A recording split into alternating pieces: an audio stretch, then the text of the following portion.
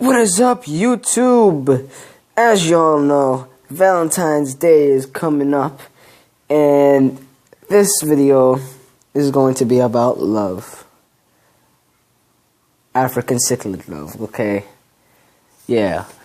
So basically this video is going to be about breeding Africans. This is a very, very interesting topic. Now, if you want to breed Africans, right, you're going to need a decent sized tank, depending on the type of fish you have. I mean, you can't breed peacocks in a 10-gallon. I mean, you can do it, but you're limited to the amount of fish you have in there. And they're not going to be happy. They're going to be stressed out because they get really big. So I would recommend, if you're breeding peacocks, like the smaller peacocks and mbunas and the smaller haps, I would recommend at least 20 long or 20-gallon. They would breed in that one. I mean, in that tank. Water quality. Now, the thing about water quality, it doesn't have to be perfect for them to breed. But it doesn't have to be perfect. I mean, you generally want your water to be the ammonia to be as close to zero, nitrite and nitrate to be as close to zero as possible. Because if not, those things are toxic to the fish. They're basically toxins in the water, and they can kill your fish. But when breeding Africans, I mean, just like keeping them, just like you want to keep them as pets, they'll breed for you. Like, if you have a male and female, they'll definitely breed. So, if you want to know if they're breeding or not, you are going to have, first start off with at least 2 or 3 females per male. And to be able to tell male from female, you're going to take them out of the water once they're like about 2 inches. That means that when they're 2 inches, they're about sexually mature at that time. So once they're about 2 inches, take them out of the water, or you don't even have to take them out of the water. Keep them in the water, flip them upside down, look at their reproductive tube. Now, the male will have 2 tubes, one for reproduction to release the sperm, and one for doing his dirty work. By dirty work, I mean that. A lot of to take a crap, take a dump. Alright, so they will be equal in size, those 2 tubes. Now, a female, she would have a slightly bigger tube for where the eggs come out. So they'll have a bigger tube and a smaller tube. Now, that's how you tell male from female. That's in the fish that you can't tell the difference right then and there, because, I mean, it gets difficult. I'm not gonna lie. Like, if you have, what they say, yellow labs, you can't tell male and female from looking at them. I mean, if you have the blue Hanjis right here, come on, male right there, nice blue color. Look at his color. I mean, when he moves back, you can see his color. He's nice and blue if you've seen in my other videos. Female is brown. See? Brown. Brown. Brown. Brown. All 3 females. Brown. Now, and we see over here in the Kenya is right here. Female, blue. I don't know why, but my male has some blue on him, but he's mostly yellow. You can see. He's a mixture of blue and yellow. And in the Aratus right here, this is my male. He's black with yellow stripes, and the female's yellow with black stripes. That simple. Okay, now that you have your male to female ratio, 1 male to 2 to 3 female ratio, put them in your nice tank, let's say about 30-gallon, and you want them to breed for you. Let's see. This is the waiting game. Now, waiting can get stressful for you. I know it has gotten for me, because I wanted everything quick. but it doesn't all come out like that. No, it's up to them. It's not like you make them breed. It's not like you force them to breed. I mean, it's all up to them. Now, if you want to know when they're breeding, a good indication of them breeding is your male. He'll color up. His colors will become super intense. See? I mean, his colors are still intense. He's still trying to breed, even though he bred with her like yesterday. We'll get to her later. So his colors will get super intense. And then he will go to the female, go in front of her, and he will show off his colors, like he just did right now. And then he will start shaking. He will start shaking to attract her. And if she's interested, she will come along, like mine did. And if you see my African cichlids spawning, my male right here and my female right there will go into that corner, and they would go into a T shape. The male would shake for a while, then she will go ahead and deposit some eggs, go right around, pick it up, and he has these little egg spots on his anal fin that represent eggs, and the female is going to think she missed a few eggs and try to bite his anal fin.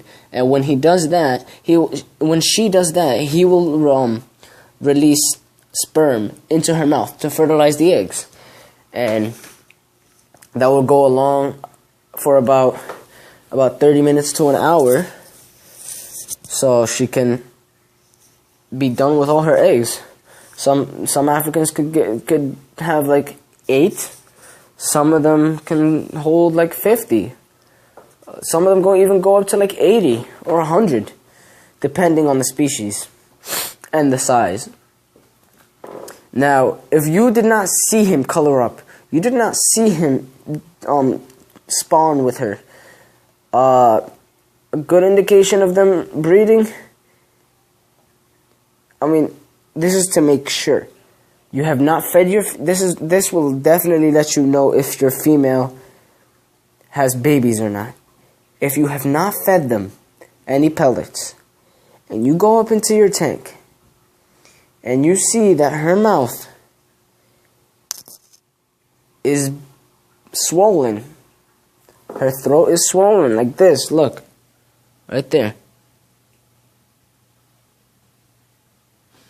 She has eggs in her mouth. Yeah, I said it. She had the red zebra coming in the way. She has eggs in her mouth. I mean, when she has that, you gotta wait a few days. By a few days, I don't mean 2 to 3 days. I made that mistake before and ended up killing them. But wait a few days if you want to take them out as fry, not as eggs. If you take them out as eggs, it's going to be a little harder than if you take them out as fry. Now, if you take them out as eggs, you're going to have to put them in an egg tumbler. You're going to have to artificially incubate the eggs. But if you take them out as fry, you can, like, all you have to do is take care of them for like 2 days and then they're on their own. But she will go around swimming for about, okay, now to let you guys know, she will eat depending on the amount of eggs or babies she has. I know some of you out there like, she'll never eat. Okay? She'll go a whole month without eating. That's if she spits naturally. But others will be like, no, I've seen her nibbling. I've seen her go after some flakes, 1 or 2 flakes. She will do that. I mean, the first time she spawned for me and had those eggs, which these are her firstborn babies right here, actually. She did not eat at all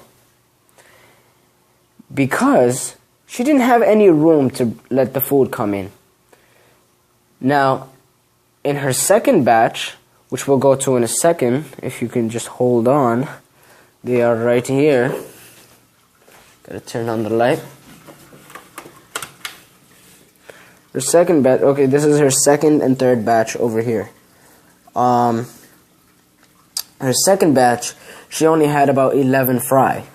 So, her mouth is pretty big, if she was able to hold about 30 the first time, and this time she only has 11, I mean, she has about a whole bunch of room in there. She will go in there and sift some of the flakes through the eggs and through the fry for her to eat. She needs energy, okay? So she will do that. And that's basically it. She will sift. Once they get, if you want to strip them as eggs, you can take them out as soon as 3 days after, or maybe even 2 days, or maybe even the next day. But if you want to take them out as frying, you don't want to be too worried about eggs and them catching fungus and stuff. Wait about 11 to 12 days, maybe even 10 days if you want it, if you can't wait. They'll still have an a yolk sac on them, but at least they'll be able to swim. Wait about 10 to 12 days. You can wait longer. Actually, you can just put her in a tank and wait for her to spit them out naturally. She's fighting right now. I don't know why she's doing that. And there's my male trying to breed again. Anyway, so where was I? Sorry, I lost my train of thought there. Yeah, so she can spit naturally. That'll be about a month. There we go. What I told you guys about the shaking. Right there, he went in front of her, started shaking. He's going to chase her around the tank. She already has eggs in her mouth. She's not going to want to breed with him. So either he's going to have to go check out the other 2 females, or he's not going to breed. Anyway. If you've seen my video of me stripping this female, I've stripped them as fry about 11 days after she was holding, and she has been holding yesterday, and yesterday was Tuesday. So next week, Friday or Saturday, I'm gonna strip her. All right, so once you strip her, you will have to take care of the fry. And this video is getting too long, so fry care will be in another video. So that's what you need that's what happens when they breed. So all you need, let's recap this. All you need, decent sized tank, decent water quality.